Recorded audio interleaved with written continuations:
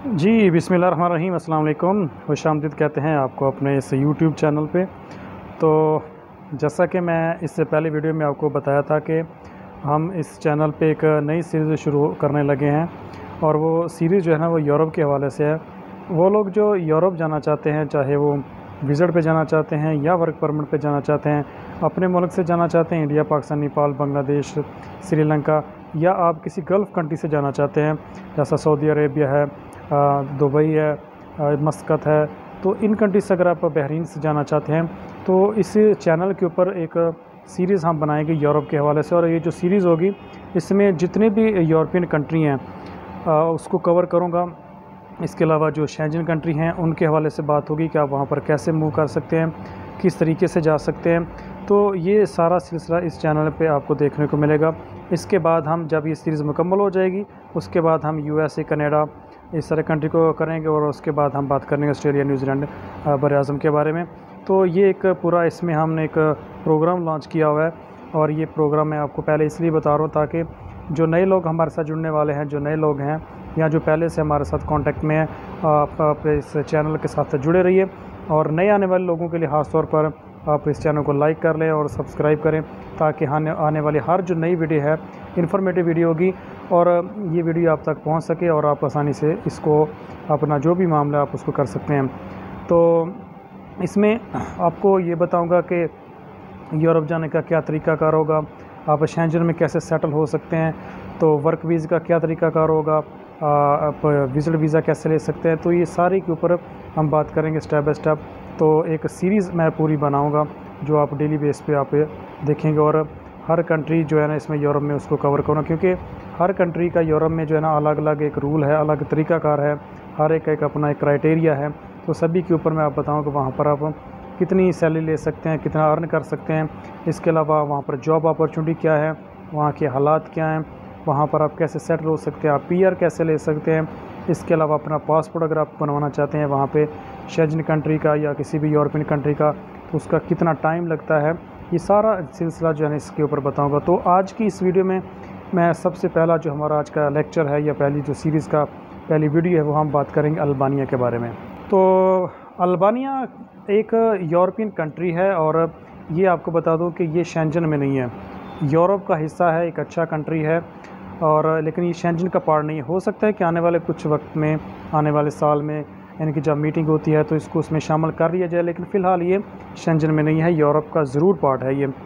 तो अल्बानिया के बारे में आपको बताऊं कि इसकी जो बॉर्डर शेयरिंग होती है वो मोंटेनेग्रो है। इसके साथ अगर आप शेंजन जोन की बात करें तो उसमें सबसे जो बड़ा कंट्री है वो यूनान इसके साथ लगता है। अगर आप वहाँ पर अल्बानिया में सेटल हो जाते हैं आपको पीआर मिल सकता है। जब आप पीआर ले लेंगे तो उसी पीआर के बिहाफ पे वहाँ पर उनकी ट्रेन चलती हैं या बस के ज़रिए टैक्सी भी चलती हैं, तो आप वहाँ पर ग्रीस, यूनान में भी जा सकते हैं। जब आप यूनान में चले जाएंगे तो वो एक शेंजन कंट्री है, वहाँ से फिर आप इटली, इटली से आगे स्पेन, स्पेन के साथ पुर्तगाल, वहाँ पर भी सेटल हो सकते हैं। तो ये एक फ्यूचर आपको बता रहा हूँ कि आप किस तरह इसमें कर सकते हैं और कैसे आप जा सकते हैं। तो एक मैंने आपको रोड मैप बताया है कि आपने किस तरह से वहाँ जाना है। तो अब अल्बानिया के बारे में ये है कि अल्बानिया एक अच्छा कंट्री है। इसमें सबसे अहम जो बात है हमारे मुसलमान कंट्री के लिए, ख़ास तौर पर इंडिया में बहुत बड़ी तादाद है मुसलमानों की, बांग्लादेश मुस्लिम कंट्री है, पाकिस्तान भी। तो इसके अलावा और भी अगर आप किसी मुस्लिम कंट्री से आ रहे हैं तो आपके लिए एक अच्छी चीज़ ये होगी कि अल्बानिया में आपको मुस्लिम कल्चर मिलेगा। वहाँ पर बहुत सारी मसाजिद हैं, वहाँ पर मुस्लिम कल्चर है और वहाँ पर गोरे भी होते हैं, यानी कि नॉन मुस्लिम है, क्रिश्चियन भी है वहाँ पे। लेकिन आपको एक मज़े की बात यह है कि आपको मुसलमान के ज़रिए मुसलमान का जो कल्चर है वहाँ पर आप अडॉप्ट कर सकते हैं। यूरोप का माहौल भी आपको मिलेगा और मुसलमानों का भी आपको मिलेगा, तो एक मिक्स कल्चर वहाँ पर मिलेगा। इसके अलावा अगर हम जॉब की बात करें तो वहाँ पर बहुत सारी ऐसी जॉब्स हैं जो आप कर सकते हैं, जैसा कि अगर आप हाउस कीपिंग का काम करते हैं तो वो भी आपको मिल सकता है, वेटर का काम आपको मिल सकता है। एग्रीकल्चर सेक्टर वहाँ पर बहुत ज़्यादा है, एग्रीकल्चर सेक्टर ख़ास तौर पे हमारे जैसे मुल्कों के लिए, जैसे जो लोग इंडिया से आ रहे हैं, बांग्लादेश, नेपाल, तो यहाँ पर आपको मालूम है कि यहाँ पर एग्रीकल्चर बहुत ज़्यादा होता है सब कॉन्टिनेंट में। तो हमारे तो इसमें आदत होती है लोगों की कि वो एग्रीकल्चर का काम उन्होंने किया होता है, तो उनको ज़्यादा दिक्कत नहीं होगी। तो वहाँ पर जो एग्रीकल्चर है, जो ज़राअत का काम है, वो इतना मुश्किल नहीं है, वो सिंपल सा होता है। आपने सिर्फ सब्ज़ियों का काम ज़्यादा होता है या फ्रूट का ज़्यादा होता है, तो ये आपका काम बिल्कुल ईज़िली कर सकते हैं। तो इसके अलावा हाउस कीपिंग की जॉब होती है, अगर आप हाउस कीपिंग करना चाहते हैं यानी किसी के घर में सफाई वगैरह का काम कर सकते हैं। ये मेल और फीमेल दोनों के लिए सूटेबल रहेगा। इसके अलावा आप काम कर सकते हैं उसमें वेटर का कर सकते हैं। बहुत सारी जॉब अपॉर्चुनिटी। अगर प्रोफेशनल की बात की जाए तो आप अगर डॉक्टर हैं, डॉक्टर की बहुत ज़्यादा मांग है। ख़ासतौर पर टीचर की बहुत ज़्यादा वहाँ पर मांग है, क्योंकि वहाँ पर टीचर की जो है ना वो इस वक्त वैकेंसी बहुत ज़्यादा है। तो अगर आप टीचर के जा करना चाहते हैं तो वो भी आपके लिए सूटेबल रहेगा। इसके अलावा और भी बहुत सारी अपॉर्चुनिटी है। आप मेंटेनेंस में, जैसे बिल्डिंग लाइन का काम होता है, वहाँ पर भी जा सकते हैं। तो इसके दो तरीके हैं जाने के। आपको मैं अभी उसके ऊपर हम बात करते हैं। दो तरीके कौन कौन से हैं? आप विज़िट पे भी जा सकते हैं, इसके अलावा वर्क परमिट भी ले सकते हैं। तो मैं एक एक करके दोनों के ऊपर बात करता हूँ। अगर आप विज़िट वीज़े पे जाना चाहते हैं तो विज़िट वीज़े के लिए आप अपने होम कंट्री से या कहीं भी आप मौजूद हैं ऑनलाइन अप्लाई कर सकते हैं। ज़रूरी नहीं है कि आप किसी एजेंट के पास जाएंगे तो ही करेंगे, लेकिन अगर आपको नेट यूज़ करना आता है या आप थोड़ा बहुत जानते हैं इसके बारे में तो आप खुद भी अप्लाई कर सकते हैं। अप्लाई करने का क्या तरीका है, क्या रिक्वायरमेंट होती है? अल्बानिया का जो है ना वो ई वीज़ा है। ई वीज़े का मतलब होता है कि आपको ऑन द स्पॉट मिलेगा वहाँ पर वीज़ा। इलेक्ट्रॉनिक वीज़ा होता है, ऑनलाइन वीज़ा होता है। आपने क्या करना है, आपको मैं वेबसाइट बताता हूँ उनकी। आपने e./वीज़ा लिखना है .el इन अल्बानिया। आप गूगल पे भी सर्च कर सकते हैं, उनकी वेबसाइट आपको मिल जाएगी। तो वहाँ पर एक एप्लीकेशन फॉर्म निकलेगा। उस एप्लीकेशन फॉर्म के ऊपर आपने अपनी सारी डिटेल लिखनी है। डिटेल में क्या होगा? आपका नाम होगा, आपका पासपोर्ट डिटेल होगी, आपका ID नंबर होगा। इसके अलावा जो भी रिक्वायरमेंट अपना पिक्चर अपलोड करनी है, अपना एड्रेस लिखना है, अपना मेल लिखना है, अपना मोबाइल नंबर लिखना है।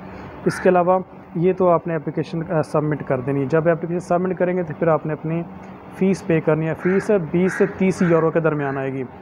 वह 20 से 30 इसलिए कह रहा हूँ क्योंकि करेंसी का रेट जो है वो कभी ऊपर हो जाता है, कभी नीचे हो जाता है। तो इसलिए मैं आपको अप्रॉक्सीमेटली बता रहा हूँ कि मे बी 30 या 20 के दरमियान आपकी फ़ीस आएगी।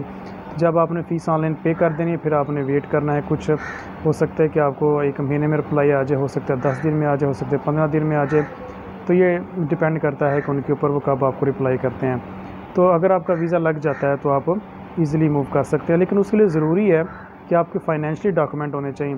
फाइनेंशियल डॉक्यूमेंट में क्या होगा कि आपका बैंक रिकॉर्ड होना चाहिए, बैंक स्टेटमेंट होना चाहिए। लेकिन एक चीज़ याद रखने का, अल्बानिया के लिए आपको 12 महीने की बैंक स्टेटमेंट चाहिए, और ये अगर आपके पास है तो फिर ये आप अप्लाई करें।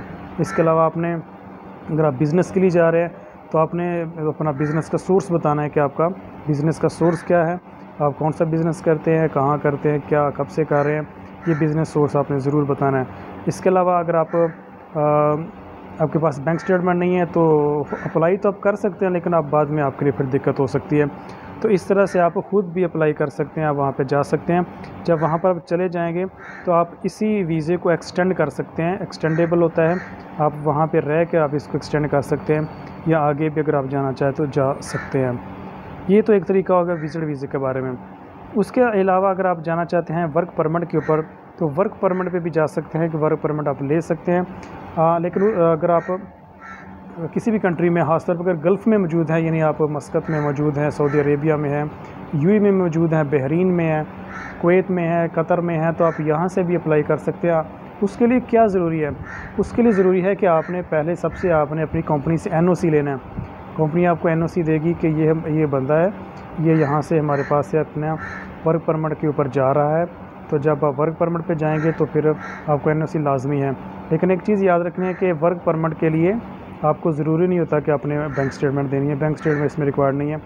अगर आपको वर्क परमिट वहाँ से मिल जाता है तो आप डायरेक्टली जा सकते हैं वहाँ पर, और वहाँ पर आप अपनी जॉब कर सकते हैं। सैलरी की बात करें तो सैलरी इसमें जो है ना वो आपके पास यहाँ अल्बानिया में जो है वो 500 से 600 यूरो तक आप अर्न कर सकते हैं। लेकिन अच्छा एक है, लेकिन अगर आप मज़ीद इसमें काम करें या आपके पास कुछ स्किल्स अच्छी हैं तो हो सकता है कि आप इसमें ज़्यादा भी अर्न कर सकते हैं, 600-700 से ऊपर भी आप अर्न कर सकते हैं। इसके अलावा अगर आप यही काम जर्मनी में करते हैं, इटली में करते हैं, स्पेन में करते हैं, पुर्तगाल में करते हैं, वहाँ पर कुछ और रेट होगा, क्योंकि वो थोड़े से स्ट्रॉन्ग मुल्क है, उनका फाइनेंशली स्ट्रॉन्ग है, क्राइटेरिया वो मज़बूत हैं। अल्बानिया थोड़ा सा यूरोप में था, लेकिन उनकी निस्बत, यानी जो शेंजन कंट्री है उनकी निस्बत थोड़ा बैकवर्ड है, थोड़ा पीछे है। तो यहाँ पर जो एवरेज सैलरी है वो इतनी ही चलती है, इससे ज़्यादा नहीं। अगर आप ज़्यादा करते हैं तो वो आपकी लक है, या आपका एक मेहनत कह सकते हैं, हार्ड वर्किंग कह सकते हैं, यहाँ पर ये काम हो सकता है। तो इस तरह से अगर आप वर्क परमिट पे चले गए और आप 1 साल का आपको पहले वर्क परमिट मिलेगा, उसके बाद आपको मज़ीद इसको एक्सटेंड कर सकते हैं, मज़ीद आप इसको बढ़ा सकते हैं। वो डिपेंड करेगा कि आपकी क्या सिचुएशन है। अगर आप वहाँ पर कुछ साल गुजार लेते हैं, आपको पीआर कार्ड मिल जाएगा। पीआर कार्ड मिलने का फ़ायदा ये होता है कि आप किसी और शेंजन कंट्री में अप्लाई कर सकते हैं। ये मैं आपको जो तरीका बता रहा हूँ ये लीगल तरीके बता रहा हूँ, इसमें कोई इल्लीगल नहीं है। इल्लीगल का जैसे वो डैंकी वगैरह लगा के जाते हैं वो कश्ती के ज़रिए, आपने कुछ अर्सा पहले सुना भी होगा कि बहुत सारे हादसा होते हैं, तो ये आप काम नहीं करना। लीगल जाने का तरीका 1 साल गुजारें, 2 साल गुजारें, आपको जैसे ही पीआर मिलता है आप किसी शेंजन कंट्री में अप्लाई कर दें। आप यूनान कर सकते हैं, इटली, स्पेन, किसी भी आप शेंजन कंट्री में अप्लाई कर सकते हैं, तो वहाँ से जाना और इजी हो जाएगा। पाकिस्तान इंडिया से जाना थोड़ा डिफ़िकल्ट है। एक अगर आप यूएई गल्फ़ में किसी से अप्लाई करें थोड़ा और इजी हो जाएगा।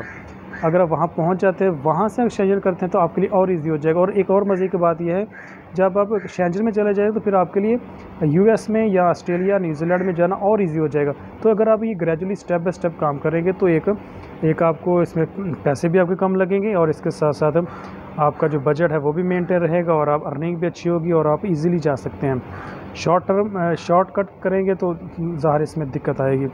तो आप उस वर्क परमिट को जब एक्सटेंड करेंगे तो आप मज़ीद इसको कर सकते हैं। फिर आप अपनी फैमिली को बुला सकते हैं, अपनी बीवी बच्चों को बुला सकते हैं, आपके बिहाफ पे वो वहाँ पर आ सकते हैं, तो एक अच्छी आप लाइफ सिक्योर कर सकते हैं। तो ये 2 तरीके थे आपको मैंने आज की इस वीडियो में बताने थे कि आप विज़िट पे कैसे जा सकते हैं, वर्क परमिट अपना कैसे ले सकते हैं और कैसे एक्सटेंड कर सकते हैं। तो ये हमारे सीरीज़ की जो पहली वीडियो है आज की, इसको आप देखें और अपने दोस्तों के साथ शेयर करें। तो मिलेंगे एक नई इस तरह की वीडियो के साथ। अगली वीडियो जो है ना वो हम एक नए यूरोपियन कंट्री के बारे में बात करेंगे। तब तक के लिए हम आपसे इजाज़त चाहते हैं। अपना बहुत सारा ख्याल रखिएगा। अल्लाह हाफ़िज़।